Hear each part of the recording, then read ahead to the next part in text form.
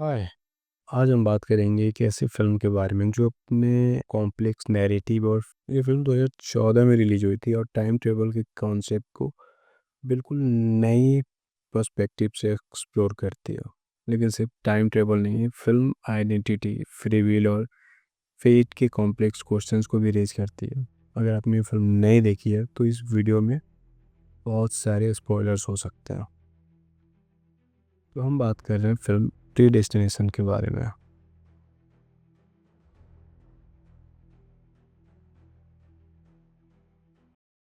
Story.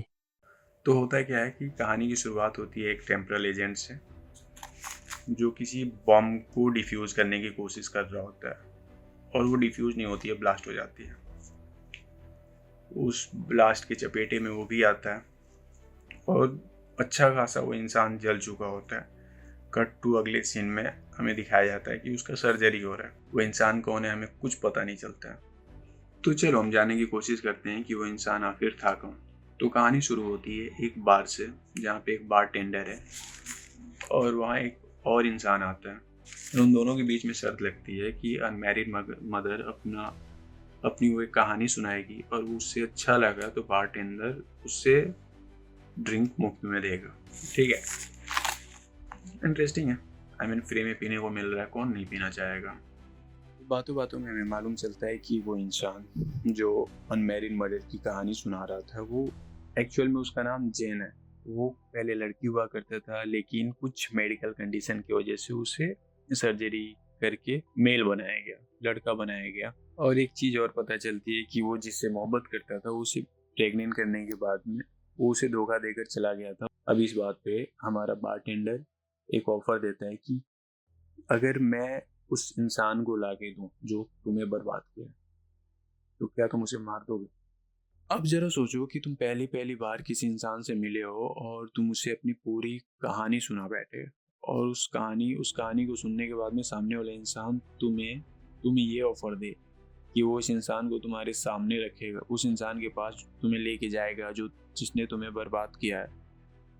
फिर bartender अपनी time machine के हेल्प से जेन को उसके पास्ट में भेजता है और खुद भी जाता है। वहाँ हमें ये मालूम पड़ता है कि जेन को धोखा देने वाला इंसान जिसने जेन को बर्बाद किया है वो कोई और नहीं, वो बारटेंडर ही है जो टाइम ट्रेवल कर सकता है। समझ रहे हो? नहीं समझा? कोई बात नहीं, आगे समझ जाओगे।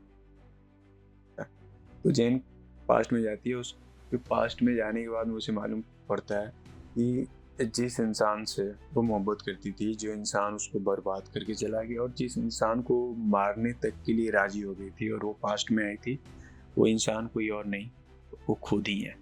मतलब जेन खुद के पास्ट में गई, खुद से मोहब्बत की, खुद को धोखा दिया और खुद को प्रेग्नेंट करके वापस अपने प्रेजेंट वाले टाइमलाइन में चली गई।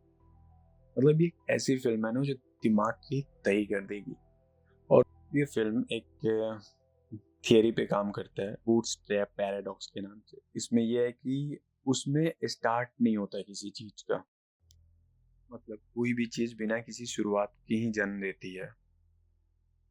जैसे यहाँ जेन खुद से मिलती है, खुद को जन्म देती है, फिर खुद ही बारटेंडर बन जाती है और अपनी पुरानी जिंदगी बदलने के लिए काम करती है। यानी पूरी टाइम लाइन का कोई ओरिजिन नहीं है, ये एक लूप में चलता रहता है। ठीक है, ये फिल्म सवाल उठाती है कि जो सारी चीज़ें हैं, हम जो कहते रहते हैं फ्री विल, तो सारी वो है या फिर सारी चीज़ें फाइनल डेस्टिनेशन, वो सॉरी वो प्री डेस्टिनेशन कि पहले से सारी चीज़ें तय है कि इंसान की जो किस्मत है वो अपने हिसाब से चलेगी, वो अपनी किस्मत को नहीं बदल सकता या फ्री विल से फिर बदल सकता है। तो ये अब सवाल इस फिल्म में है फ्री विल और प्री डेस्टिनेशन का।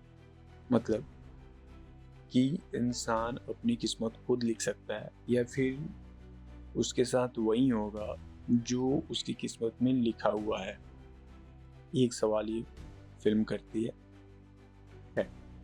अब मैं अपनी बात करूँ तो यार मुझे ये फिल्म बहुत पसंद है। मुझे लगता है कि one of the best sci-fi film है और टाइम ट्रेवल फिल्म है जितना अब तक की मैंने देखा है।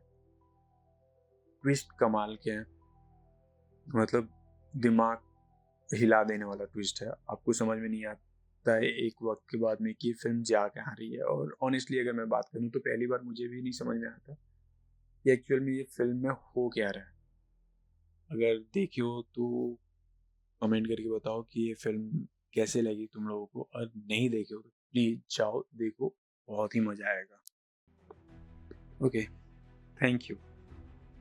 और अगर वीडियो की यहाँ तक आ गए हो तो